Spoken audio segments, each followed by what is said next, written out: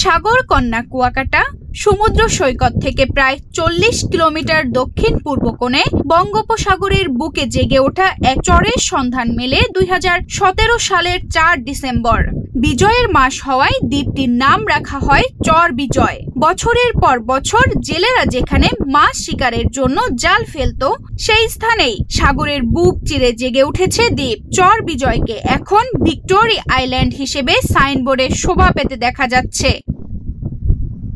লাল কাঁকড়ার অবাধ বিচরণ, অতিথি পাখির কলকাকলি, সাদা গাংচিলের ওড়াউড়ি এবং সমুদ্রের নীল জলরাশির দৃশ্য দেখে মুগ্ধ হচ্ছেন আগত পর্যটকরা, যার সৌন্দর্যে দিশেহারা দর্শনার্থীরা। Double million offer Walton fridge কিনে পেতে পারেন 20 লক্ষ টাকা, রয়েছে কোটি কোটি টাকার নিশ্চিত উপহার। কলাপাড়া সরকারি ভূমি কমিশনার কৌশিক আহমেদ জানান, কুয়াকাটা থেকে 15 কিলোমিটার গভীরে বঙ্গোপসাগরের বুকে জেগে ওঠা এই চরটি প্রকৃতিপ্রেমী পর্যটকদের কাছে বিশেষ আকর্ষণীয় হয়ে উঠেছে।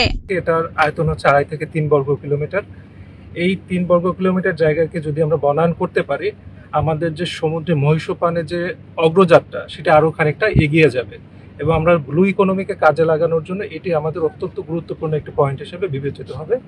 আমরা এখান থেকে সমুদ্রের সম্পদ আহরণ, মৎস্য আহরণ, বিভিন্ন কাজে আমরা ব্লু ইকোনমিটাকে আরো বেশি ত্বরান্বিত করতে পারবো। কলাপাড়ার ইউএনও রবিউল ইসলাম বলেন, পর্যটকদের নিরাপদ ভ্রমণ নিশ্চিত করতে উপজেলা প্রশাসন ইতিমধ্যে প্রয়োজনীয় পদক্ষেপ নিয়েছে। পাশাপাশি কুয়াকাটার মাস্টার প্ল্যান অনুমোদিত হয়েছে। সাগরকন্যা কুয়াকাটা একটি সুপরিচিত এবং দৃষ্টিনন্দন একটি পর্যটন কেন্দ্র। আমাদের এই কুয়াকাটা এবং সংলগ্ন যে পর্যটন স্পট রয়েছে তার সাথে একটি নতুন মাত্রা যোগ করেছে আমাদের এই ভিক্টোরি আইল্যান্ড।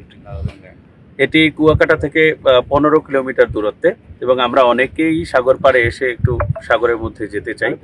এটা সেন্ট মার্টিনের অনুরূপ একটি, তার চাইতে বড় আয়তন নিয়ে এখানে একটি দ্বীপ জেগে উঠেছে, যেটি কুয়াকাটার পর্যটনকে একটি নতুন মাত্রা দিয়েছে। আমরা চাচ্ছি এই দ্বীপটি স্থায়ী হোক, সেই উদ্দেশ্যেই আজকে এখানে আমরা প্রায় 8 শতাধিক গাছ রোপণের উদ্যোগ নিয়েছি এবং আশা করছি এগুলোর মাধ্যমে আমাদের এই দ্বীপটি স্থায়ী হবে, পর্যটক আকর্ষিত হবে এবং এখানে সাগরের নোনা পানি এবং একই সাথে যদি আমাদের ঝাউ গাছ, কেয়া গাছ, গোল গাছগুলো হয়, এটি অন্য রকমের একটি পর্যটন স্পট আমাদেরকে উপহার দিবে।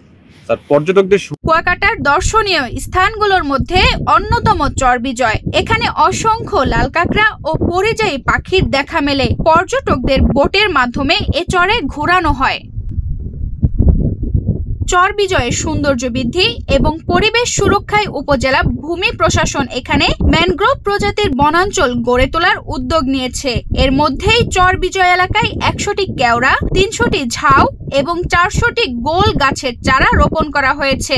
অন্যদিকে উপজেলা ভূমি অফিসের পক্ষ থেকে 800টি ম্যানগ্রোভ গাছের চারা রোপণ করা হয়েছে। এদিকে চর বিজয়ে পর্যটকদের আনাগোনা বাড়ার ফলে পরিবেশের উপর চাপ সৃষ্টি হচ্ছে।